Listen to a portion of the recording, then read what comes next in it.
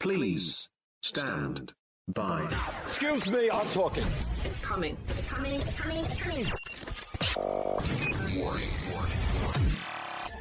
What is your name? I am Jay Ramone, and this is the Jay Ramone Podcast. If the FCC knew you were doing drugs on the air, shut us down! This gets more work done more accurately. I will sit down with bands, artists, chefs, business owners, and fellow Oklahomans to talk about their projects and dealing with day-to-day life. This stuff can give you brain damage. This is the Jay Ramone Podcast. The power of the internet is truly amazing. This is the Jay Ramone Podcast, and we are live in the Cat Jungle Room, and I am joined by Portia and David. Is that correct? Yes, yes. From the band Sacred Rose. I invited them to come up and be a part of this. I saw them for the first time. Golly, was it last year? It was last year. Right before CatFest 2025, there was the Battle for CatFest that was at the Diamond Ballroom, and you guys were a part of that. That was the very first time I got to see you play. And so when you started, first of all, when you were sound checking, I was like, oh my God, this girl has got some pipes. But I wasn't sure the direction you were going to go with it. When you have that big voice, a lot of times it's like Beth Hart, or it's the soulful bluesy thing. Absolutely. And so I was going in blind, and you started playing your set, and I'm like, okay, this is modern, but with that powerful voice, almost what Hailstorm is doing, but a little bit in your own lane, like a little bit different in your own vibe. And so from there, I was intrigued, and I was watching. I was like, this band is really good. And you guys had a big crowd and a whole bunch of supporters there. And then you went into Pink Pony Club. I am a big Chapel Roan fan. As am I. And a fan of that song. And so when you guys did that, you were the first rock band that I got to see do that. This was, everybody knows Gwar does it now. We've seen the reels. Oh, yeah. They are milking it for all it's worth. And you go, Gwar, proud of you. I'm a big fan of Gwar's cover. Their version is awesome. But I hadn't seen anybody attempt that yet. And so I thought, this is a make or break moment. Either they're going to completely crash and burn on this, or they're going to nail it. Because when you do a cover that is outside of what the original sounds like, it's hit or miss. Like, it may work or it may not. And you guys nailed it. Thank you. Yeah, thank you so much.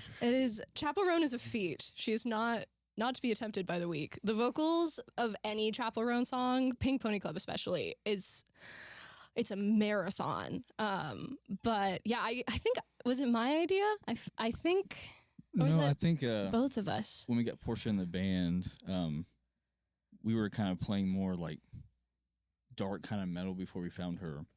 And so we're trying to find our spot.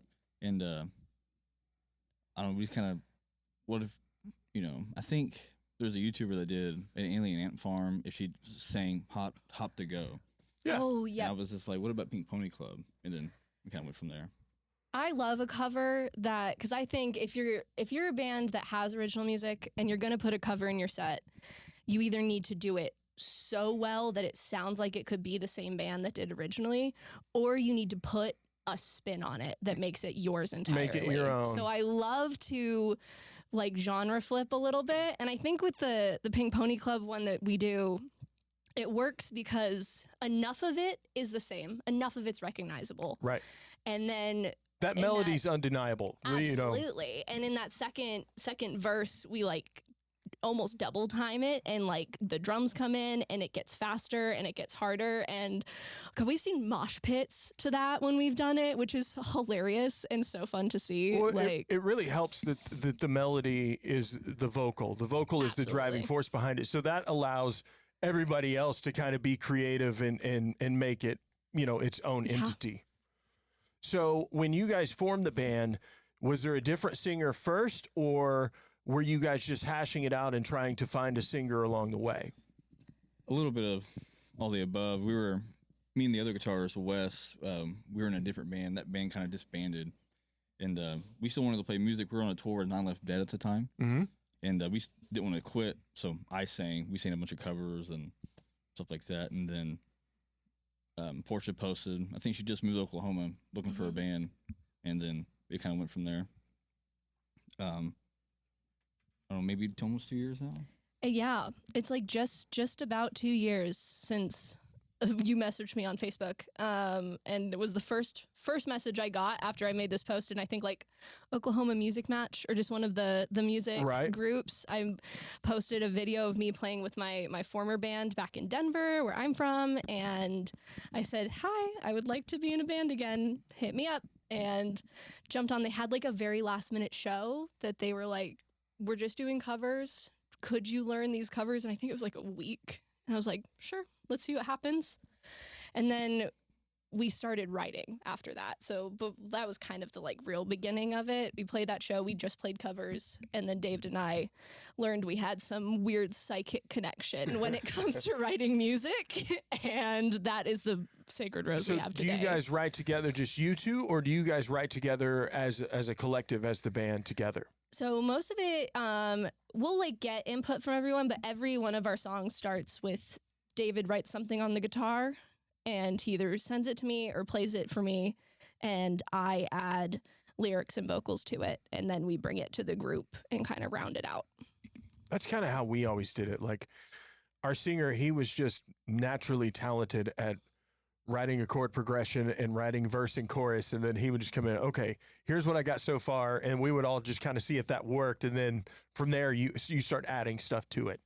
So we were talking about recording when you guys first got here. Yeah.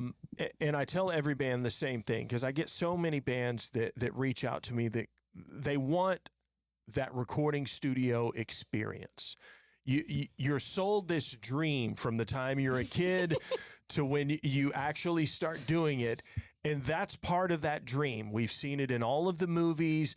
We've watched all of the documentaries. But the facts are, in 2026, none of that is necessary. You can do it all at your house. If you've got a computer, you don't even need a MacBook nowadays. You can do it with the bottom of the barrel Walmart laptop if you wanted to. Which we have. Which we did, yeah. The first three singles we put out were all on like a Chromebook adjacent, and then that one finally died aggressively, and we were like, oh well, now we have to buy another computer. Do we use like band funds for that? And then I remembered I have a way too nice gaming laptop that I own exclusively to play The Sims on, and I was like, hey, I think this could work, and I brought it, and they're like, yeah, that works perfect. So are you using Pro Tools? Are you using Reaper, Logic? What are you? It's some stolen thing. I really don't know. What is it? It's not Logic. It's not Pro Tools. It's some really old from like 2010. Our other guitarist has it downloaded from. We've just started loading Reaper licenses on computers up here at the office and started using it. That's great software, and it's dirt cheap. You know, I think it's like $70 for a perpetual license. It's not a subscription. It's yours. I don't know exactly what he uses. I just yell at him a lot, and he just kind of listens to me. So. Yeah, we just know how to like make sure we can press the record button, and that's about it. That's all we've got there. We turn him up. Be louder. There you go. So when you're recording, I'm assuming you guys are recording at the same place you guys rehearse and all of that. David's garage. So it's a garage. So tell me how you have treated this environment, because garages it's a great idea in theory because you've got this wide open space where everybody has enough room, set up your amps, your gear. Yep. But garages aren't typically insulated. There's concrete floors, and it is sound madness everywhere. Now, that's fine when you're rehearsing, but when you're recording a record, that can be a little worrisome. Yeah, it's something we got because we record all of the instruments like direct into it. Mm-hmm. So like that wasn't the really issue. Like originally was for vocals. So I think with the first two songs, we recorded my vocals inside David's house. So we just took it inside, and we were like, great, we'll do those in here. Until we got, because like for those first ones, it was just me into a microphone, nothing else. And then we got the pop cover. And then we actually tried. Well, I could hear the progression in the quality of the stuff you were sending me. Like the first one, I could say, okay, they're trying, and then and it wasn't bad. You know, you could just hear that there was little things like there was no pop filter. Yep. You hadn't really thought about compression and things like that yet. And so by the time you got to releasing the EP, sonically it was totally different. By the time we got to that, our drummer, was it I think he found it in the dumpster outside of Guitar Center, the cage wrappy insulated thing, and we put that on it, and that's the EP. is what That's we got awesome. that there. It's like he was like, look what I found, and we're like, found? He's like, yeah, found it in the dumpster. So truly a DIY project. I'm all about it. Everything I do up here is DIY, so that's just kind of the world I come from. Yeah. So I wanted to have you guys on because you guys are so busy. You guys are playing so many shows. We try. But you've got a show coming up at Legends in Chickasha, Yep. the 10-year anniversary with Locust Grove next weekend. Mm-hmm. And then you've got another show coming up at the Diamond Ballroom getting to open for Cold and Alien Ant Farm. How exciting is that? It's so exciting. It's crazy. When we got the Facebook message from that to hop on that one, First, I thought it was like an April Fool's prank or something. I was like, I don't know what's happening. But we're so excited. We're so excited to go back to the Diamond. Because it was our first time at the Diamond at the Battle of the Bands. And that was so fun. We It's had a pretty legendary such venue. a good time. There's a guy who's always there. His name's Vernon. He takes pictures at pretty much every concert in Oklahoma, it seems like. But almost all of them at the Diamond. And he has put out, I want to say 3 books now about the history of the Diamond Ballroom and who all's played there, and it's pretty unbelievable. That's so you would be cool. blown away to know some of the history of that place. I've learned more of it because I'm not from Oklahoma, so a lot of the venues we've been at, people will then be like, "Oh, well, so and so played here, so and so played here. This used to be this," especially 89th Street. Yeah. I got that whole breakdown. We're there a lot. No, it's really exciting especially we've been doing a lot of opening, and it feels like every show we've been opening for in the past 6 months, each one gets a little bit bigger. A little bigger, a we're little just bigger. like, this is crazy. Were you guys fans of Cold and Alien Ant Farm before? Yeah, definitely growing up. I mean, I think movies by Alien Ant Farm is one of the best early. Everybody music. says Smooth Criminal because that's what got played on the radio and they know that song. But dude, at the movies was way better. Way better. Yeah, And they had other great songs too that Right. never got noticed. They're a great band. No, they're very, very good. Again, they're, I don't know, from the bass tones to the vocalists, drums, all that stuff was really unique for me. Again, I grew up as a drummer. I just now started playing guitar, so that was kind of What made you want to make the transition? my band quit. So Okay. it was time. Okay, I got to grab a guitar and I got to learn how to sing. So Well, that was kind of the deal with my band. The singer and guitar player, he had been a drummer in other bands, and he was just like, you know what, I'm starting my own band, and he came to me and said, hey, can you help me find a bass player? And I was like, sure, I know everybody. I'll help you find a bass player. Well, everybody was busy and had other projects, and he was like, look, I really don't need you to find me a bass player. Just here. Yeah. Here's the bass.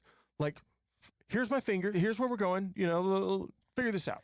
We are a band that seems to be how we work, because David fell into it that way. I was like, I only started playing bass for us in January. Because when of I this saw year. you were out front, Yeah. and there was another bass player there. Yeah. And so when I saw you posting pictures the next time and you were playing bass, I'm like, all right, here we go. Yeah. It was a necessity thing. It was do we search for someone because that's kind of the magic with us, is we're all such good friends, and we really are. We spend so much time together. It will totally ruin a project too if the wrong person gets thrown into the mix. Exactly. And that's what we were scared of. That's what we wanted to avoid. And I've been playing bass on and off since I was 17 years old. So so you weren't a newbie to this. Okay. No, I just hadn't picked it up in a while. I hadn't played it in a project in a while. Since I moved here, my band, the last band I was in Denver, I was the vocalist and the bassist. So it wasn't a completely new thing. I was scared to give up the freedom of moving freely about the stage, but I think it's honestly elevated things. I'm obsessed with this female bass player. Her name is April, and she plays in Fever 333. Okay. And before I became obsessed with her watching her Instagram reels, because long before she joined Fever 333, it was just her playing, and she would play like Stevie Wonder or these old funk bass lines that are ridiculously hard, and she's doing it effortlessly. And so I was just like, oh my God, like this lady is unreal. And so when she joined Fever 333 in this like extreme, like almost activist hardcore band, I was like, this is the coolest thing ever. Because I'd only seen her play funk on all of her videos. No metal, no heavy stuff. Oh, that's so cool. I have to check her out. I have like a whole list, especially because like going from being front womany and moving around and having the freedom and being mobile with the microphone. I have like a whole inspo board essentially. I'm treating it like I'm like a football coach. Like I'm watching reels. I'm watching live performances of vocalists that also have an instrument, and I'm like, that's interesting what they're doing. Like do something like that. Like you get to move around when there's rests in the vocal lines. And we get to do more of those now, and it's fun. Like because we're working right now, we've just finished writing it essentially, and now we're looking into where we're going to go to record it. But we've got another EP essentially locked and loaded and ready to go. And I feel like it's a progression. The music it's more complicated. There's breakdowns. There's more solos. All of these things because you guys have found your vibe together. Yeah. Like when you first started, you really didn't even. And now that I know the history of the band. By the Battle of the Bands, you guys really didn't even know each other that well as musicians yet. You know, you were roughly a year into it. Barely. Yeah. Like it's hard to get to know people musically. You know, when you put a whole bunch of people in a room, it's hard to work out in that short period of time. Yeah, I think that the Battle of the Bands specifically, because it was like such a big opportunity and like felt so high stakes, and like in reality it was relatively low stakes. It's like local bands, local show, like even the top, like we were just like, this is kind of the biggest thing that we've done thus far. Like I mean, don't get me wrong, I love my job, love where I work, but let's be honest, it wasn't Deftones, it was Stained. Like let's We would have tried a little bit harder if it was Deftones. I think we all would have. No. David alone, I think, would have bought out all of our tickets if it was Deftones. Hell, I would have tried a little harder myself. I would have put something together. But I think it was the pressure of that. That show specifically, we locked in on a level we had never locked in. I was blown away. I was just sitting back there by Tony, you know, at the ticket window, and I was like, oh my God, like this band is really good. Like they're tight. They're interacting with the crowd. Like everybody was on the same page. There's a lot of bands that every musician in the band is great, but they're not on the same page together. Like, you know, they're each is their own little island, and you guys were very much one unit that night. And I think like just the level of like camaraderie we have, like we're just friends at this point. Like we don't come to rehearsal, like we don't come to practice and then leave. We have a D&D campaign that we play every other week. We have been on, last summer we took a band vacation. We rented a cabin in Broken Bow and we just all hung out for a few days, wrote some new music, but really we just all like relaxed and enjoyed each other's company. It makes it easier to like interact in the moment, because it can become like a job where absolutely you're only seeing your bandmates when it's time to discuss business, or you're showing up for rehearsal, or you're showing up to load the trailer and go to the gig. Because I've been there, you know, where life catches up to everybody and it just becomes, okay, I'll see you guys in 2 weeks, you know, like that's just how it is. But when you find that common ground and that camaraderie, I think creativity, you know, kind of grows from there. Absolutely. Yeah, we always do a Friendsgiving, like, or a Christmas celebration. Like we always have like a potluck. I think the last couple years we've done we practice on Sundays, so we've done like a Super Bowl Sunday party, like where we practice in the beginning and then we hang out. It's just it's the chemistry. You can build the chemistry when you spend the time together, and also when you just really like the people in your band. So the guy that works at the Diamond Ballroom, like kind of their production manager, Caleb. I don't know if you met him. He looks like a werewolf with glasses. Yeah. Okay. Yeah. Okay. I've known him for decades. Caleb used to work for the Flaming Lips. He was their lighting guy, and then he worked in their warehouse and just kind of whatever. Before he worked at the Diamond full time, that's what he did. And Caleb calls me one time and he says, "Hey, we're having a Super Bowl party over at my house. I'm going to invite you over." I said, "Caleb, you don't watch sports and you don't own a TV. Like, you're throwing us." He said, "Well, we're filming a reality show called Roadie Reality, and it's the Super Bowl, and everybody wants to watch the Super Bowl." I'm like, "So are you going to watch it on your laptop? Like, what are you going to do?" And he was like, "Can we borrow your TV?" I'm like, "Yeah, I'll bring it over. I'll bring it over." No, he truly hadn't thought that far ahead yet. But that's incredible. I truly think every band in the history of time rehearses on Sundays. It's just, well, unfortunately, when you live in like capitalist land, that's the day that most people have free. And like we don't have the same schedules. Like our guitarist Wes, he's an on-call mechanic. So like some weekends, sure, we'll get there, we'll practice. Wes may get like halfway through the set that we're practicing and he's got to call, he's got to go. Like we have very different schedules. David works nights. David's nocturnal. And so Sundays is just like the day that we kind of all prioritized, and we were like, we can all get here. Have you always been like that? Yeah, for the most part. I think I've done nights for like the last like 4 or 5 years, and we just have to give that up on Sunday. We practice at 1, so it's time to get up. Yeah, that's not too bad. You get at least 3 or 4 hours in, you'll be good. That's all you need. Yeah. So, what bands in the local scene do you think you guys enjoy playing with the most, or kind of have the most camaraderie with, or like the most? Yeah, there's so many. It's ridiculous. We have a massive music scene here in Oklahoma. We're so lucky, truly. As coming from Denver, I was like so genuinely impressed with how like awesome the scene is here. Okay, so that's good to know, because I have no idea what the music scene is like in Denver. I just assume, being that big of a city, that it would be massive. Yeah, it is. It's a lot less like I feel like we have a lot of bands here, but we have a lot of bands that there's much less of a high horse situation, and also just a lot more interaction like between the bands. Like you can get to know people when you play a show with them, and it's also a lot of the time it's less random, because we have people that like ask us to jump on the bill with them. In Denver, I feel like half the time it's the venue is like, great, we're gonna have XYZ. Like, we're going to have these people. Competitive instead of communal? Very competitive instead of communal. Yeah, Day Chaser is awesome. They were also Battle for Catfest. Yep. Because we went the night that they were the night that we weren't on. They were the first night. And we went and we saw them, and I was floored by their set. Like, it was so cool. They're doing some really cool stuff. Yeah, I would say like Tyrannus. Tyrannus. I haven't seen them Tyrannus. yet. I've seen Day Chaser. Day Chaser rules. I work with their bassist at the School of Rock OKC. Tyrannus they're killing it. They're about to my play. son goes there. Oh, that's fun. Riley is his teacher. Oh, yeah.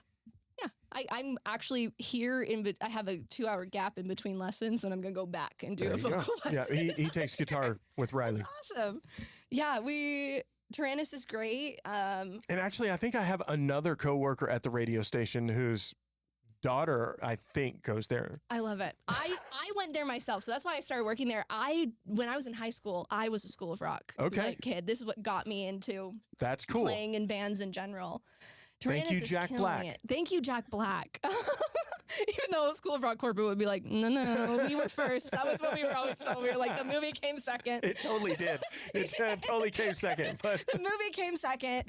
Oh, yeah. Tyrannus is about to do Norman Music Fest, which is really big. I remember last year. There's very few like modern rock sounding bands, like bands that Cat play. There's very few that really play Norman Music Festival. And so when I saw that, I was like, okay. Yeah. Like Locust Grove got to play one time, And that was about the heaviest band I think I've seen at Norman Music that Fest. was like what I talked to them about. They were like, we've been asking for years, and they just don't do the heavier bands. So we're so excited to see them on that bill. We don't get to play with them as much because they do have a heavier sound than we do. Like they're lean more metal, but they're killing it. We're watching them. We're friends with 9 Left Dead, so always love those guys.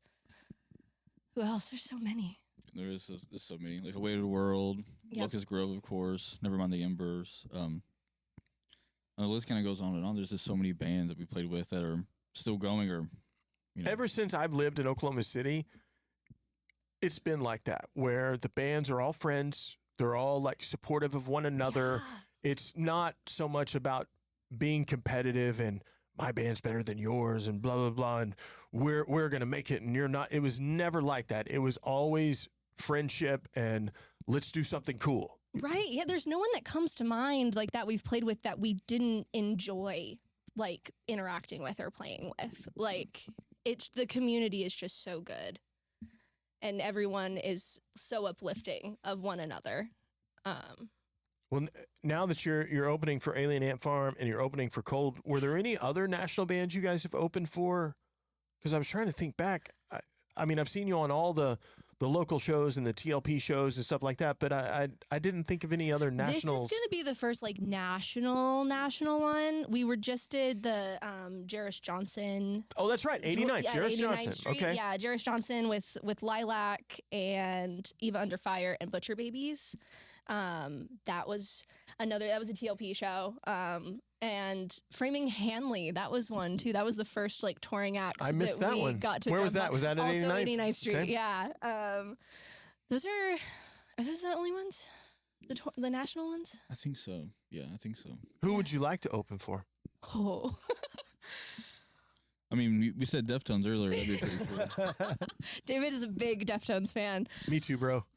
Me too. The real answer to that is anyone that will have us. Like I will cross we'll cross genre barriers. I was like, we love performing. We love meeting people. So that's like one of the things that we're most excited about this Cold and Alien Ant Farm show is we're going to get to be in front of a room of people that we don't already know. Because a lot of the shows we play, our community and our fans are so great. They come out, they support. Like we know all these faces in the room, and there's going to be new faces in that room that might swing by the merch booth and say hi, that we might take a picture with or anything. And that's the most exciting part to me. I was like, I'll play just about any show. I was like, we'll open for Guar. That would be a fun show. Get me on the stage to interact with new people and kind of just have a new face in front of me. Where can people find Sacred Rose on socials, and where can they find your music? We are on everything, everywhere. So TikTok and Instagram, it's Sacred Rose Official. Facebook, just Sacred Rose. You can stream our music pretty much everywhere. And if there's somewhere you can't, shoot us a message and I'll get it up there. It's like, I want us to be completely accessible to everyone as much as possible all the time. So, and then plug the 2 shows coming up real fast. Yeah, we will be at Legends Pub House. Is that it? Yep. Legends Pub House in Chickasha on the 25th with Locust Grove. It is their anniversary show. And then we will be at the Diamond Ballroom, our grand return, with Cold and Alien Ant Farm on May 8th. Go out, go see Sacred Rose. I'm sure they have tickets for sale as well. Hit them up and they will take care of you. This has been the Jay Ramone Podcast.